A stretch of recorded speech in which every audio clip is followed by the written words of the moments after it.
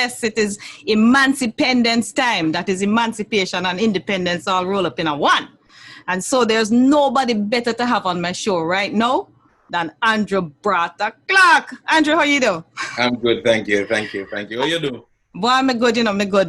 This is my time of year.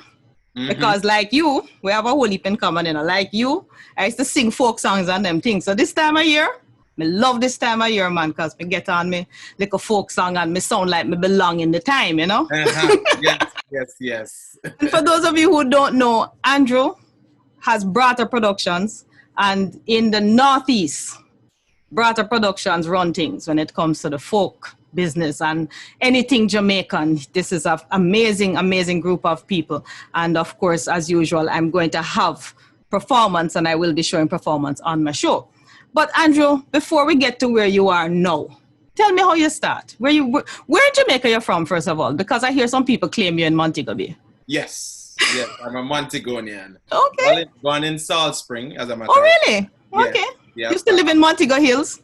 Okay, yeah. So way back in the day, though.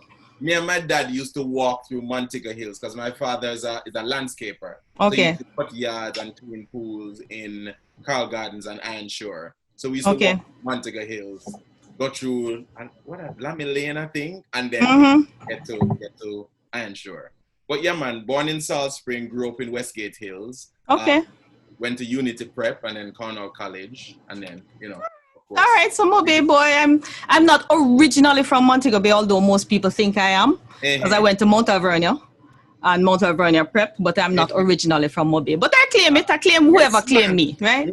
I'm just a Jamaican. But who was it who said to me? Somebody said to me, "Yeah, man, I know Andrew from Mobe," and I think it was Fabian Thomas, yes, and he was saying that, and even Jeffrey Anderson Gunter, I think, said that you used to be a regular gospel singer. Talk to me about your origins, man, because we know you from now. We don't really know you from back then. Right. So, like most performers, I started out in church. You know, so my first introduction to performing was at Unity Prep, and the principal of Unity Prep was also the minister for Unity Faith Center. Okay. And I was boarding with her for a number of years. So I went to school and then I went to church, and that's where I, was introduced to singing. Wow, that's interesting. Yeah, because go ahead. Unity or something I used to go to. Really? I'm your predecessor. yes. Bring unity into the community. Yes. So the prayer for protection and all and something there. I cannot believe this. Yeah, yes, as a child, we used to go to Unity. We had relatives and friends who were part of Unity. Listen to me now. You start. Yes. You know Reverend Davis? No, what me say? Me say, I'm your predecessor. Okay. You think me and you is age? I am your predecessor. Me I talk about back in the early 70s. Wow. When me a picnic. All right? When me a little picnic. But yes, so you started out in the church. What got you interested in folk and culture? Because that is my heartbeat. Why, may I tell you, I don't have an answer for you. It's something that, I believe in reincarnation. Okay. I would have had to be reincarnated because I've always been told that I have an old soul. And I never grew up with a grandmother. Both my parents lost their parents at a very young age. So I never knew grandmother and grandfather. So this idea of going a country and swim in a river and catch janga and go a bush, go catch crab. None of these things, I've never milked a cow in my life. The first time I went to fold pen was in my 20s when I went back to country, like my country in Mobile, in St. James. So that whole thing of my attraction to culture, I think maybe came about because I was a part of the JCDC Performing Arts for many years. And then, of course, Miss Lou was just such a luminary at that time. And I fell in love with seeing snippets of her on TV. So I guess our paths cross. Yes, because by then, she wouldn't have been on radio anymore. I wasn't hearing Miss Lou's views. I wasn't reading any of the columns in the newspaper. So it was just hearing about the legend, Miss Lou.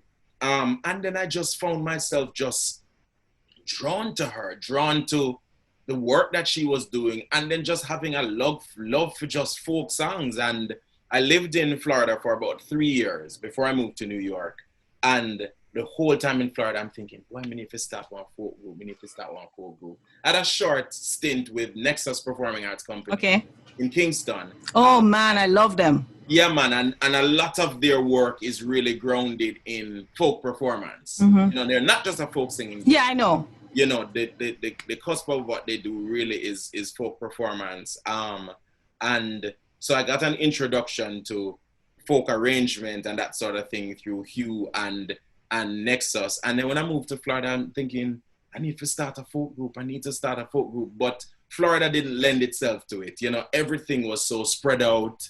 Mm-hmm. You know, everybody had to have a car. And I was just getting my introduction to life in America and what it meant, you know, to be living here. Because, of course, in Jamaica, you know, you finish work, you do a 9 to 5, and you finish work and you can go to rehearsal at 6 o'clock in the night.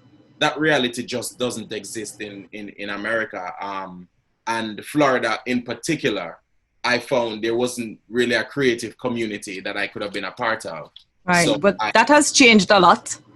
That's good to hear. That has changed a lot. Happy to hear, because I never felt like I had an outlet. I think I did one production in Florida, but aside from that, my access to the arts was really few and far between. But I do know what you're talking about, because like you, JCDC, dance, singing, everything, all of it, just like you. And coming here, I got into theater, but I started a Christian theater group with some youth. So that was my outlet, because like you, I didn't find much of an outlet for my folk side.